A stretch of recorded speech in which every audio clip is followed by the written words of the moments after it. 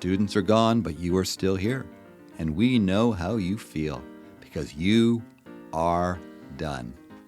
But you have so much work to do to get ready for tomorrow. Good afternoon, podcast listeners everywhere. Welcome to After the Bell, a Stunt Brothers production. A podcast that gets inside the life of a teacher and provides a wellness guide for being prepared to take on this most challenging of professions. I'm Martin Stuvel. And I'm Roy Hunt. And we share your pain, having taught a combined 70 years. The guarantee of this podcast is to make you laugh, make you think, and give you at least one little nugget that you can use in the classroom. So get out your marking, organize your supplies, or just pour yourself a coffee. I want something stronger. And listen, engage, and interact with After the Bell, a podcast for you, the hard-working, dedicated teacher who wants free lesson plans, free advice, and a free meal. Okay, Roy, but I'm not paying for anything more than McDonald's. Oh, it's really warm in this place. It is. The box is hot tonight. Yes. Do you have any deodorant on? Because we're going to start sweating, I think. We're going to start sweating a bit. Well, we haven't really, I guess I was thinking we're in the box where we record, but we didn't record all summer. We did some Manning Park sessions that you'll hear throughout the year outside all those sessions. So we kind of miss what it's like on a hot day. And today, exactly, it's quite warm. It is. And wow. We'll see how we do, listeners. We might get a little loopy. I need some water. It's a bit of a sweat box in here. Yes. A sweat box is better than a hot box. Hot box has a completely different... It does. I'm told. Yeah, exactly. Okay, so we are here. Episode 4 of Season 2. Excellent. I think that's episode 34 altogether. So wow. We got double fours today, and we're having fun. It's a 4x4. Yeah, there you go, a 4x4 in Season 2. How you been doing? Pretty good. You've been you back at Teal'c yet or not yet? Not yet. Okay.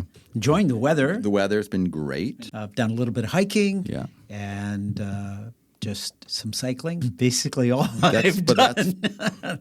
That's great, right? You know, we all do different things, and we sometimes have an expectation.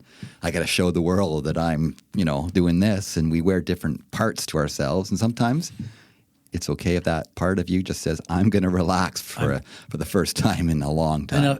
In a long time, yeah. Right. You're right about that. Yeah. I was saddened, I must say. A great hero actor of mine who passed away, Robert Redford.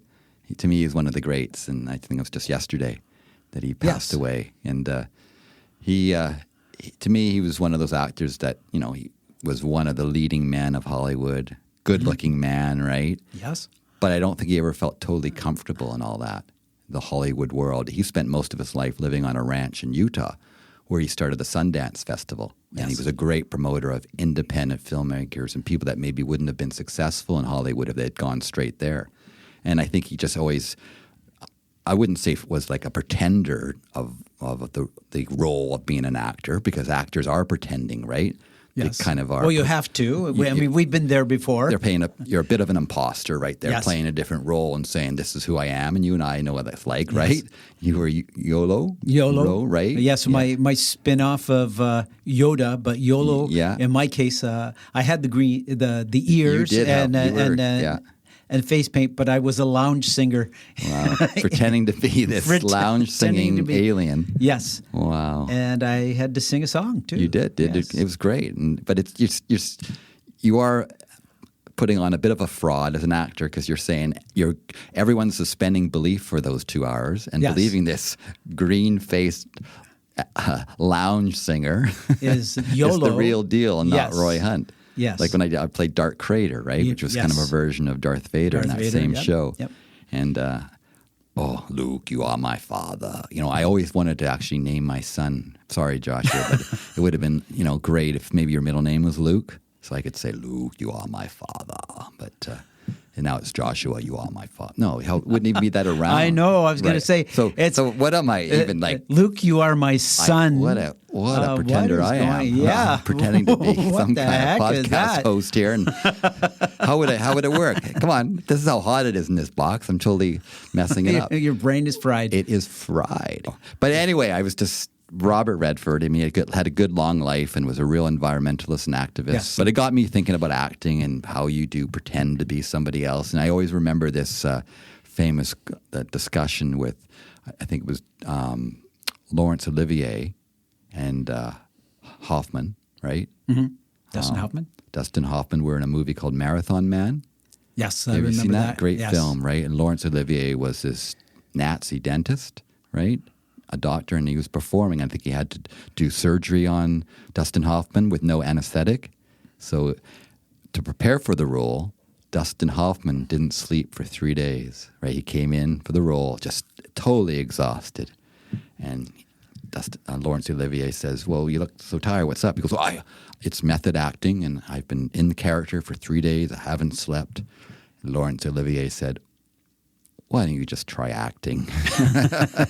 Two different schools of thought, and both Yes. great actors, but different actors in their way. Well, and it's interesting from that scene is that it made me squeamish about going to a dentist. Oh, yeah. Because the whole idea that he was torturing the character. Oh, it's horrible. It's so well done. But I've seen two movies that have had dentists as using their tools as a means of torture. Yeah. And for the longest time, I just yeah. couldn't even think of going to see a dentist. No. My dad talks about times. I mean, he went there as a child in the 30s to the dentist where, I mean, the drills were so slow. And, I mean, it was a torturous place to go to. And it still can be, but you can't imagine, right? And that's why if you're using it as a scene in a movie, what a great scene to set, right? Very powerful. But I've been looking at our podcast, and I'm really feeling like a podcaster now because we had yesterday. It was a record for a day. We had 55 downloads in one single day. Wow! And in fact, one person from Romania downloaded every episode. I'm sure they didn't listen to them all in one day, but they clearly wanted to maybe queue it all up, get it in Spotify ready. So. Right.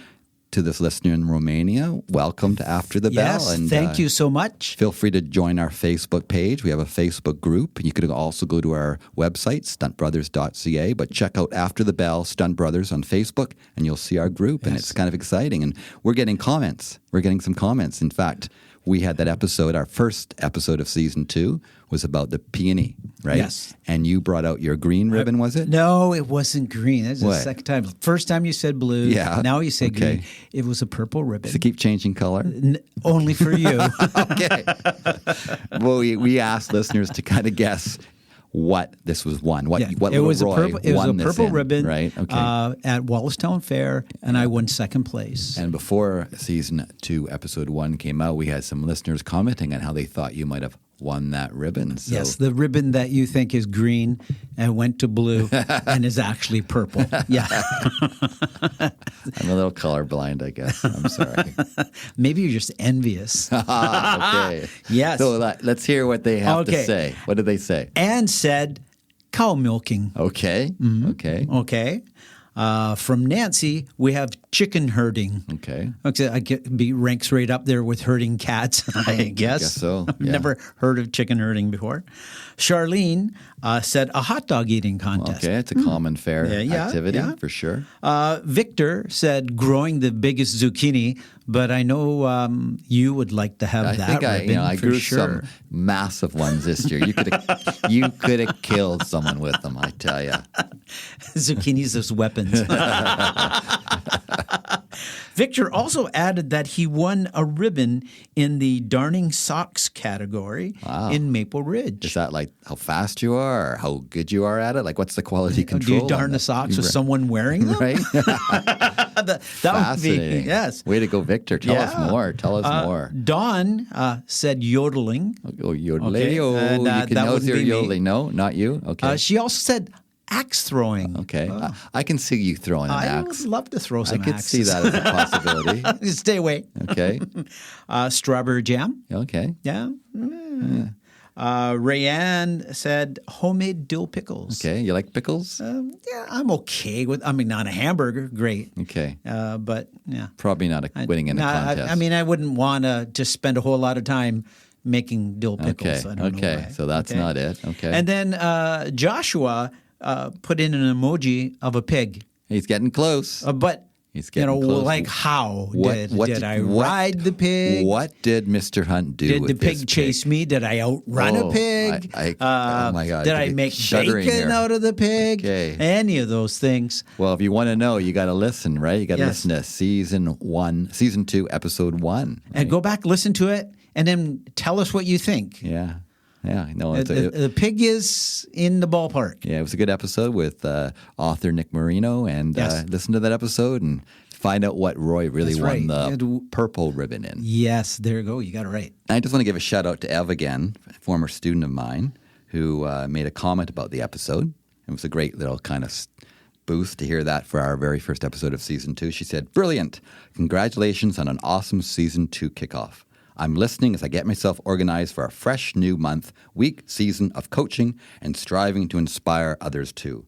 Kudos to all the teachers, trainers, and coaches who are about to embark on another exciting September adventure." I think Ev is a personal trainer, and it looks like she does some amazing stuff with that. And also, she's a very talented musician. So she's she's a woman of many talents, and it's nice to have her compliment. So thank you, Ev. So that's where we're at, and it's into the school year. You haven't started, but my wife has, and you know the first 3 years. First 3 years are tough. And then it's It easy. feels like, yes. The first 3 weeks feel like 3 years, don't they, listeners? I think we so. totally understand.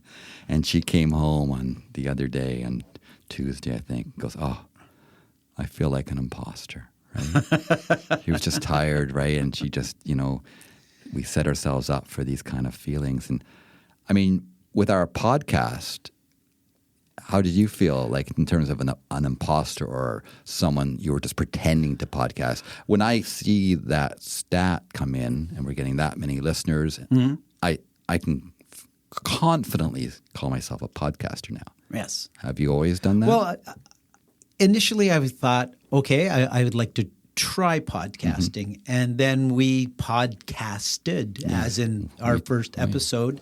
And then we did a few more episodes.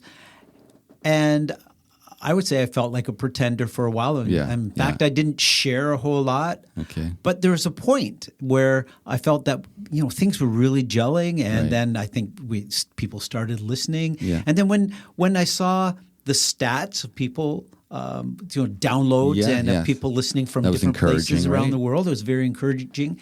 And then there was a point where I had no problem saying, I am a podcaster. You no longer felt like an imposter. You felt like the real thing. I felt like I kind of felt like that at the beginning. I don't know. I have this weird thing where I kind of I do things in life. Well, I'm going to run for office. I'm going to do this, and I just confidently go ahead and do it, even though maybe I should I feel like a little imposter at that point?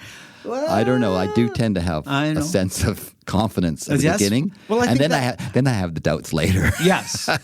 Well, I mean, but then think about it. I mean, do you go into something apprehensive? Yeah, there's no point, right? So, I mean, if you're going into something without some level of confidence, then you're only half-heartedly attempting to make a try at something. And if you go half-heartedly, I believe you give up pretty easy. Yeah. Even in the class, I would often just say it out loud to the kids, "This year we're going to do a trip to Mars." And I didn't have any idea how I was going to accomplish this. But I find if I say it out loud, then I have to deliver. So that's almost like my own little cheerleader or incentive behind me to give me a kick in the rear end to get it done. Well, and maybe that's it. And when you believe yourself to do this, and then you've got your option is to let other people see that you're not who you say you are, or you're not going to Mars, or you're not a character on stage. But how do you convince yourself, and how do you convince others? Then that's where what is it? You talk the talk and walk the walk, right? And that's the difference, and that is that. I think that's the difference, right? And when by the time we had episodes out and people started listening, I started to walk the walk, and I started.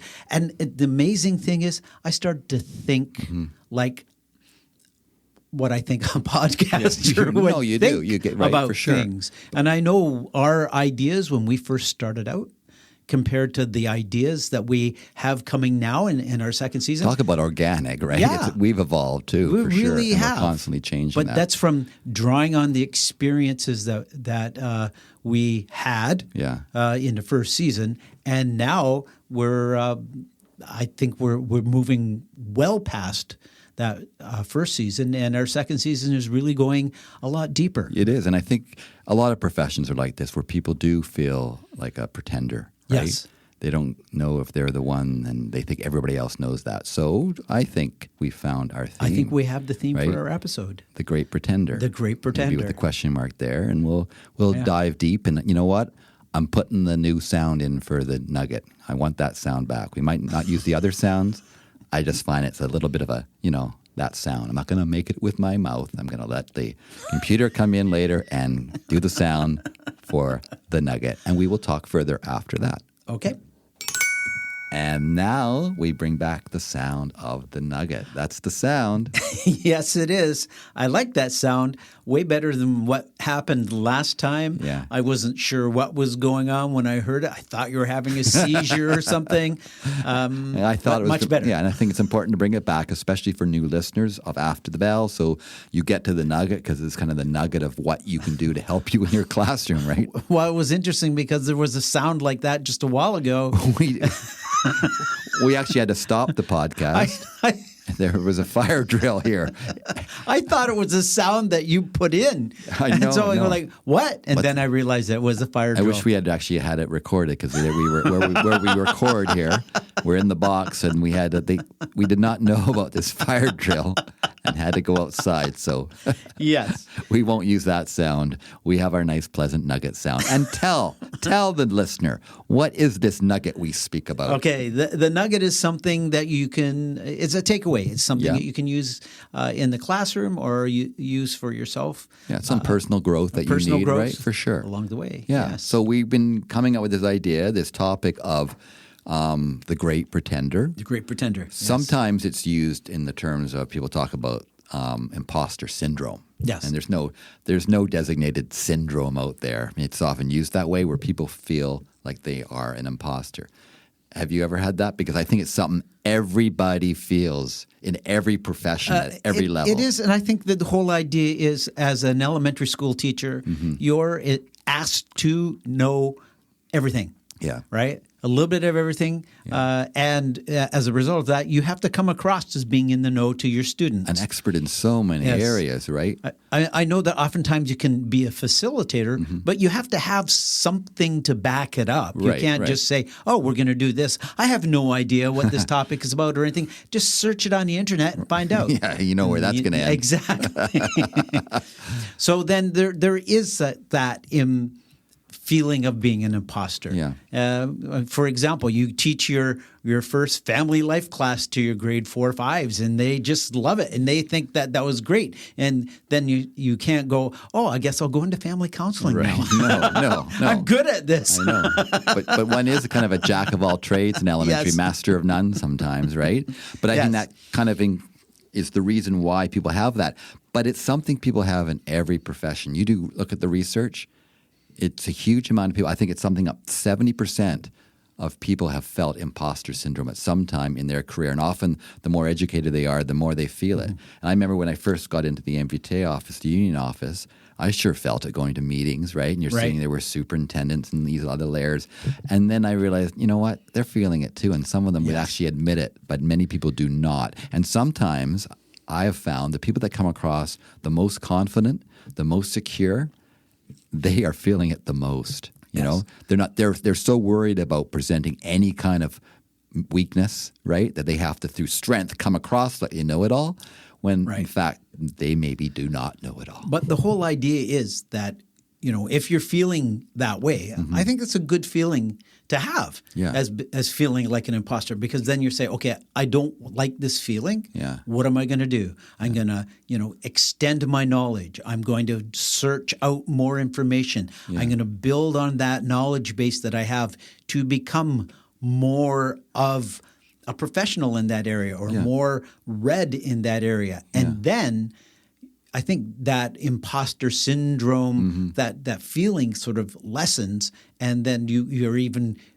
more confident, and actually you have reason to be confident because you know a heck of a lot more Yeah, than for when sure. you started. But teaching has also changed in the sense you don't have to stand up in front of the class and be this expert on everything, and you're the one who's presenting all the information. It's more about facilitating ways to find information that's, not just made up on the internet, but that it's well researched and they can find the answers to things and problem solve and be creative.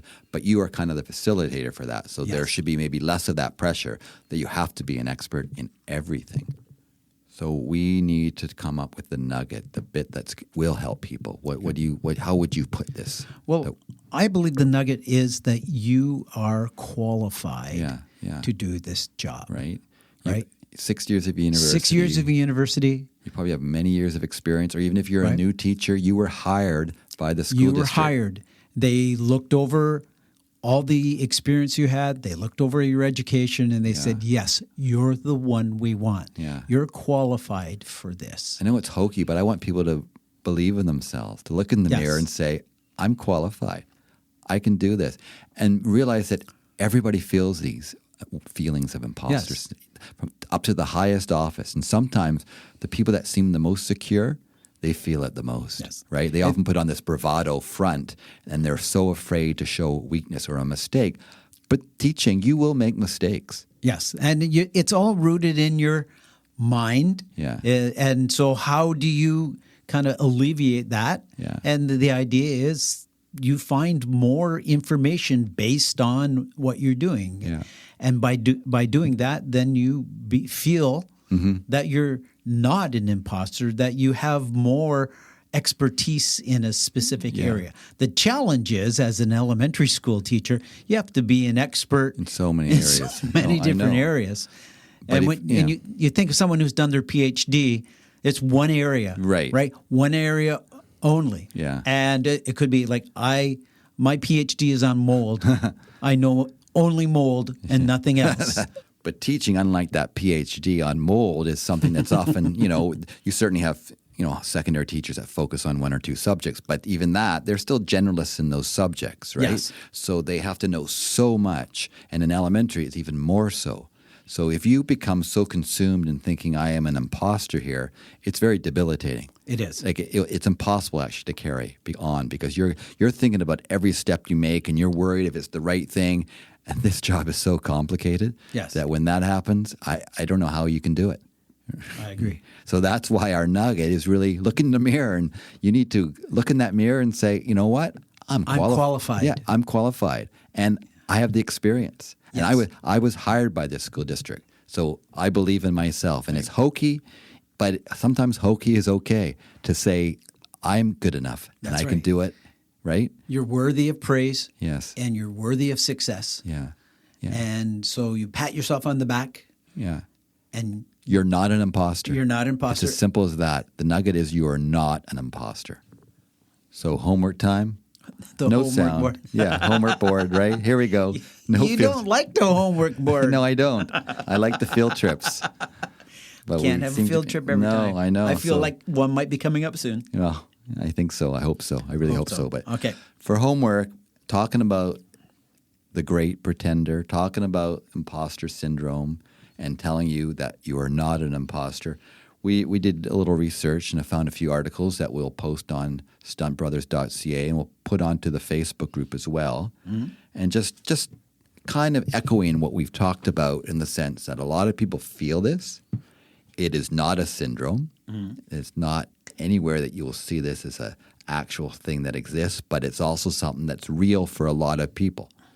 But we want you to believe in yourself. And there's one article from the New Yorker that really talks about the imposter syndrome and saying it's not a flaw. It's you should not see it as a flaw, but it's a natural consequence of the gap between our internal selves and the external expectations we face, right? So we have that battle between ourselves, and this is what I want to achieve. But especially in teaching, my gosh, there are so many things that stand in your way of being successful, and they're out of your control. Government funding, right? What the school district has decided to do, the number of kids in your class, the supports you have, the administrator you're working with, right? So the parents. So those are the challenges. And just to name a few. those are 1% of the challenges, right? I know. And that's part of the imposter syndrome is you have to remind yourself how hard this job is. Yes. So don't take it personally and don't blame yourself always, right? That does not mean you don't strive to be the best you can be, but you are doing the best within the circumstances you teach. And that New Yorker article, I just want to end with the kind of the final part of it that it concludes with, because it's kind of in a nutshell summarizes the article. His observations help me realize that the imposter phenomenon as a concept effectively functions as an emotional filing cabinet, organizing a variety of fraught feelings that we can experience as we try to reconcile three aspects of our personhood: how we experience ourselves, how we present ourselves to the world, and how the world reflects that self back to us. And we're often competing with that different. We have different selves. You and I were talking about this. Like, we have the self that we bring home, the self as a parent, the self in the classroom, the self with your friends. Right, yeah. Yes. So those are the different acts and actors we play and the different roles we play, right? We do pretend a bit in this life, right? Because we right? There's Yes. a bit. And there is a bit of a act that goes on because it helps you survive. So you need to realize that, not let it bring you down. And psychology today talks about how common is imposter syndrome. And I mentioned the 70% statistic earlier. 70% of adults may experience imposterism at least once in their lifetime. And 25 to 30% of high achievers also can suffer from imposter. So it's totally normal. This phenomenon names an unspoken ongoing crisis arising from the gaps between those various versions of the self and designates not a syndrome, but an inescapable part of being alive. And that's what we're kind of saying, right? It's just part of being human. That's right. You are not an imposter. It's just a reality when sometimes you will have those moments of self-doubt. And what did we say in our nugget? Look in the mirror and say, you know what? I'm good enough. I'm good enough. What did you find in your research? Well, Valerie Young, who's a leading expert on this topic, identifies 5 types of imposter syndrome. Okay. Right. And the first one, the perfectionist, a need to do everything flawlessly. Yeah. I know some people like that. You're right. Again, there's so many factors in teaching that they stop you from reaching perfection. Yes. And it's not your fault, but that is definitely debilitating for many. What else? The superhero, right? The person who compensates by overworking themselves in their career. Yes. Right? Yeah. Okay. Then another one is the natural genius. Okay. Right? Someone who thinks that how easily they accomplish tasks is based on their self-worth. In other words, I'm a genius, so you know, I know it. I know it all, right? Yeah. I've had students like that. Yes. The soloist, right? And that's someone who believes that they must accomplish everything on their own. I think I've been a bit of someone like that didn't want anyone to know that I didn't know. Yeah. And so that I would make sure that, I tried to do everything, tried to orchestrate everything within my own personal world so that no one knew what was going on. One of our very first episodes in season 1 was You Were Not Alone, right? Yes. Because people often think they have to do it all alone. Right. And they create that bubble around them because they don't want anyone to see some of the things that they're not really good at. But that's okay, and reach out for help when you need it. What else? Yes. And the expert, Okay. right? Someone who gauges their value of their knowledge and feels unworthy if they don't have all the answers. Okay. I've never felt that way. Not you, my friend. Not you at all. Somebody says, Mr. Hunt, what about this? I don't know. And I'm okay with that. There you go. And where did you find this article again?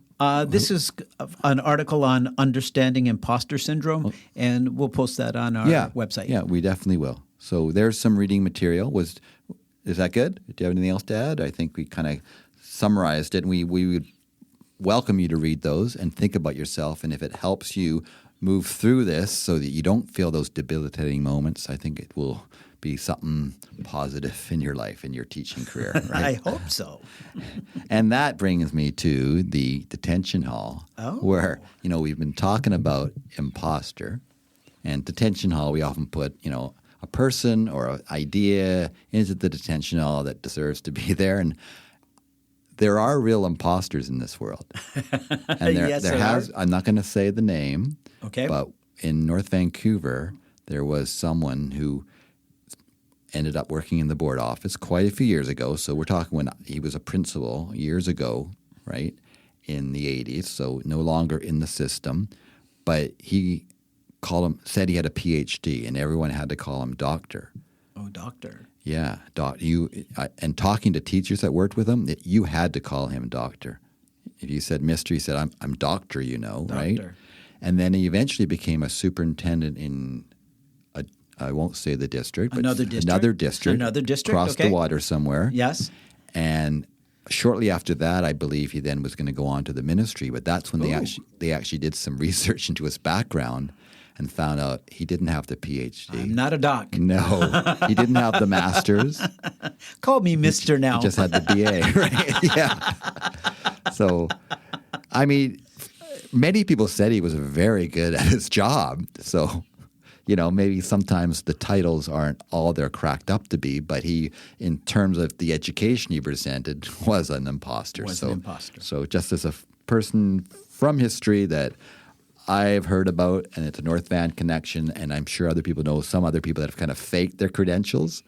Okay. So when we say look in the mirror, because I'm qualified for this job, Yes. we're assuming you have not faked your credentials, right? And you went to university. You didn't just go to the pit pub all the time and drink beer. You actually got your achievements. Could you get a degree there? You at the could. pit pub? Yeah, I would love to do that. Maybe Yeah, that that's was right. the big UBC pub in my day. Yeah. Okay. I missed a couple classes sometimes that were after lunch. So there's the detention hall. So, time for rear view mirror. No sound. No sound? It's only the nugget sound this week. And I'm bringing things back, just one little sound at a time. But we have the segments. So what is the review mirror about? Rear view mirror is when we look in the back and we go, where did we come from? Look in that rear view mirror, because you have to know where you came from before you go forward. And So I don't is know this going to help us? This one? It's good to know real imposters. So You're going to go that there's not just one So- imposter currently, that there's been historically So we go back, lots of imposters. So we go back to that nugget where we said, look in the mirror, right? Yes. Look in the rear view mirror. But you think you're an imposter? No, you're not. No, you're not. We're You're gonna not give an original. we gave you one for the detention hall. And now in rear view mirror, we're going to give you 4 other ones. These are real imposters, right? You think you're an imposter? No, you're a professional who can do their job. You were trained to do their job. These 4, they're imposters. Okay. So the first one You is, hit it. Yeah, First one for you. It's Frank Abagnale, and you probably saw the movie Catch Me If You Can. Yes. Leonardo DiCaprio played his character, and he was off pretending to be a pilot. He was forging checks. He did all kinds of things and got away with it for a long time. But then he got caught, and the movie is quite accurate, actually, because I saw him. He was on The Tonight Show. He became quite the character when he came back, and everybody hired him, right, for security, because he knew how to forge checks, how to break into things, and how to pretend to be something else. So he had a very successful career with his imposter syndrome, because he was an imposter. He did well with it. So I don't know. What are we saying here? Our nugget is that it can pay. I don't know. What do you got? This one, when someone says, hey, buddy, I'm going to sell you something cheap, they're in the street, Right. Open up the coat, point to it and say $10. Right. Well, this takes it to a new level. Victor Lustig, he sold the Eiffel Tower. No way. He says, Lustig went and sold the Eiffel Tower to a scrap dealer. He was posing as a French government official. He's a master manipulator, used forged credentials, and a smooth-talking form of con to Wow. to scrap the Eiffel Tower. Don't people often say, I could sell real estate to you on the moon? So this guy, I could sell you the Eiffel Tower. I could sell That's you how good he Eiffel Tower. was. Yes. And I found Ferdinand Waddle de Mera, and he once stepped onto a Canadian naval ship as a surgeon, and he performed real operations. The problem was he was not a surgeon. Now, who said Did he you do a can't- good job? Hey, everything he learned, he read in books, and he did a good job. And he believed, he genuinely believed he could do anything. So he had a strong sense of himself. He did not suffer from imposter syndrome, even though he was an imposter.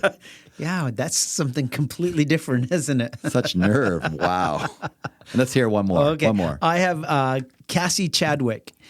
She is the fake heiress to the Andrew Carnegie fortune. Huge fortune. Chadwick swindled banks out of around $2 million in the early 1900s. Wow. So by today's standard, that would be a whole lot of money. Yeah.